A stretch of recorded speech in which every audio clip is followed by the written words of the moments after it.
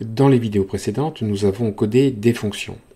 Mais parfois, il est plus utile de savoir utiliser une fonction que de savoir la coder. À ce moment-là, la fonction représente comme une boîte noire. On lui fournit des données et on lui fait confiance pour nous renvoyer ce qu'on attend d'elle.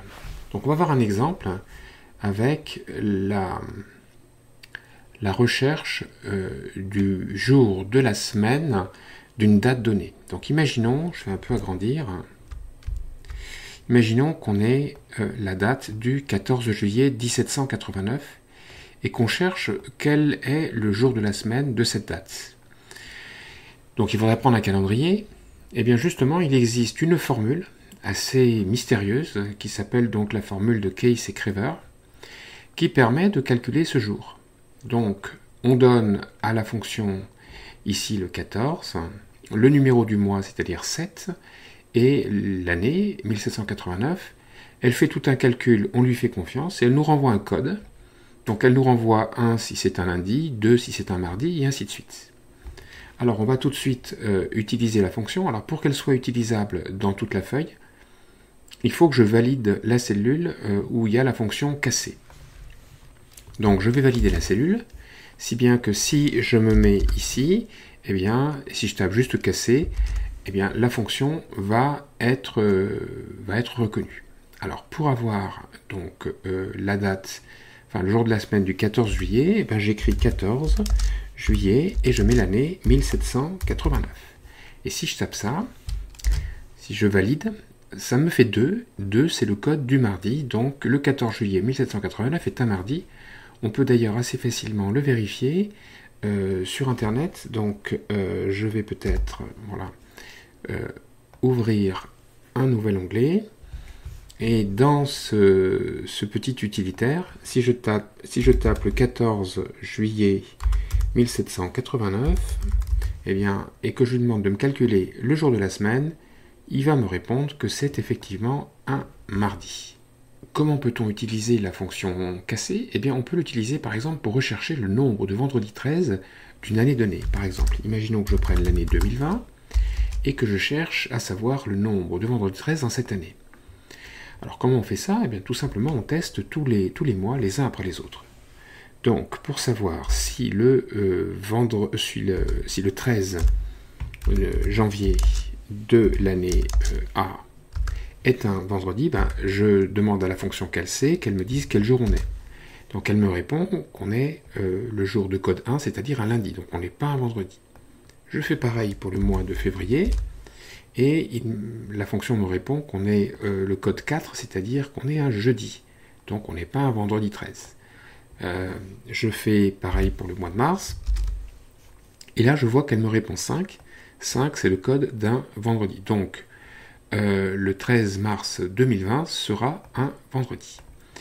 Donc, on a la logique pour coder la fonction. Donc, je vais l'appeler vendredi au pluriel. Je dois donner une année à la fonction. Et elle doit m'afficher les mois pour lesquels il y a le 13 est un vendredi.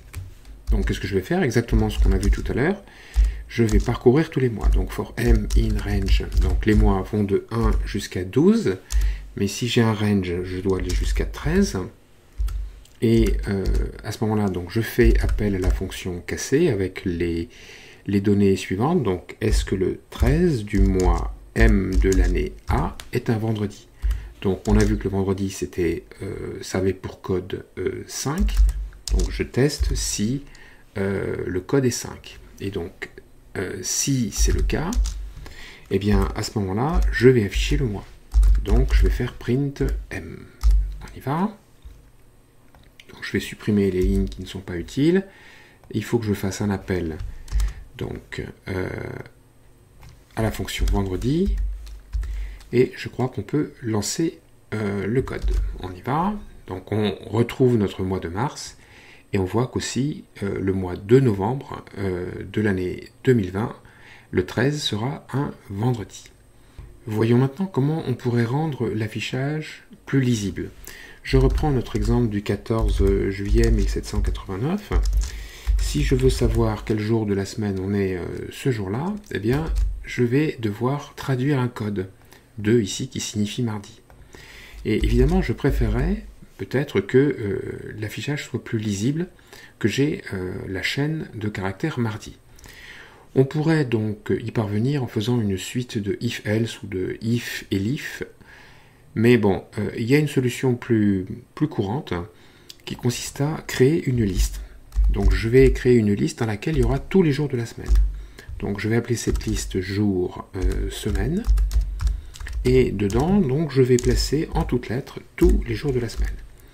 Donc il va y avoir le lundi, il va y avoir donc le mardi, le mercredi, hop ça, il va y avoir le jeudi,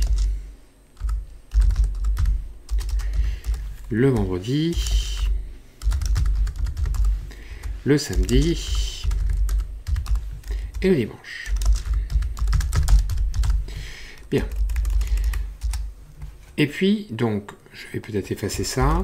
Je vais utiliser ma liste pour y accéder avec un certain indice. Donc, je ne sais pas, admettons que je prenne par exemple l'indice 3 et que je laisse l'affichage. Donc, peut-être que je vais faire un affichage un petit peu plus soigné en utilisant la fonction print. Donc, jeudi correspond à jour semaine 3, c'est normal, 0, 1, 2, 3.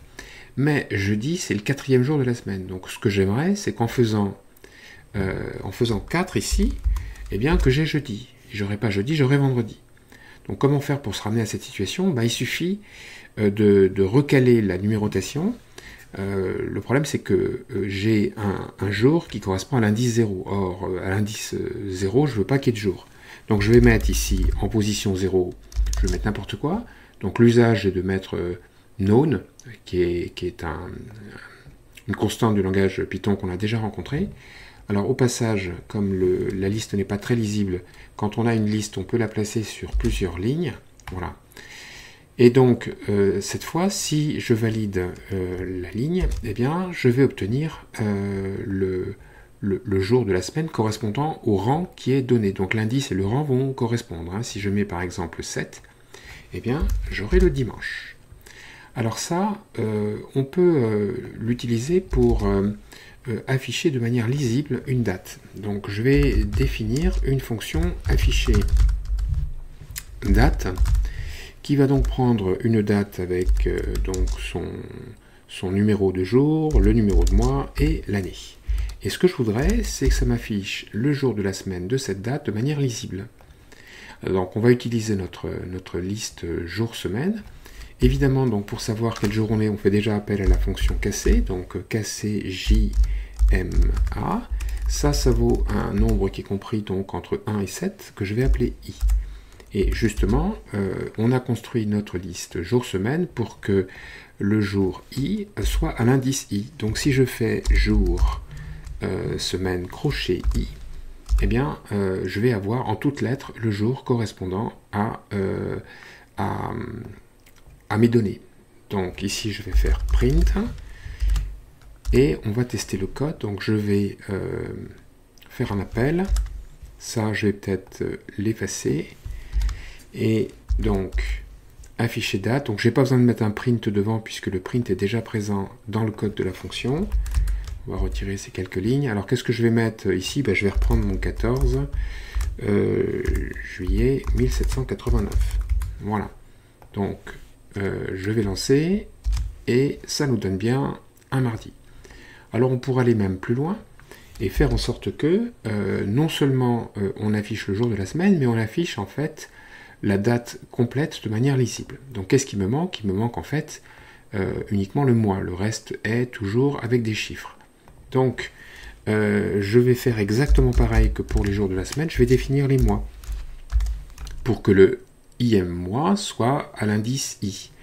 Donc évidemment, comme précédemment, à l'indice 0, je ne mets rien. Et puis je vais devoir mettre les 12 mois. Bon, alors c'est un petit peu laborieux, donc j'ai déjà prévu un code pour ça. Voilà, donc je vais récupérer cette liste qui contient donc celle que je m'apprêtais à écrire. Et donc je vais écraser ce que j'ai mis. Voilà. Je peux éventuellement couper la liste en deux pour que ce soit bien lisible. Voilà. Donc qu'est-ce qui me reste à afficher? J'ai le mardi, donc le jour de la semaine. Il faut que je mette le jour de la semaine, donc enfin le numéro du jour, ce qui correspond donc à J. Ensuite, il y a le mois en toutes lettres à écrire. Donc le mois, en fait, je l'obtiens avec la technique de la liste. Donc je fais mois, crochet M, puisque le Mième mois est à l'indice M de la liste. Et puis pour finir, il me reste à écrire l'année donc en chiffres, donc tout simplement A.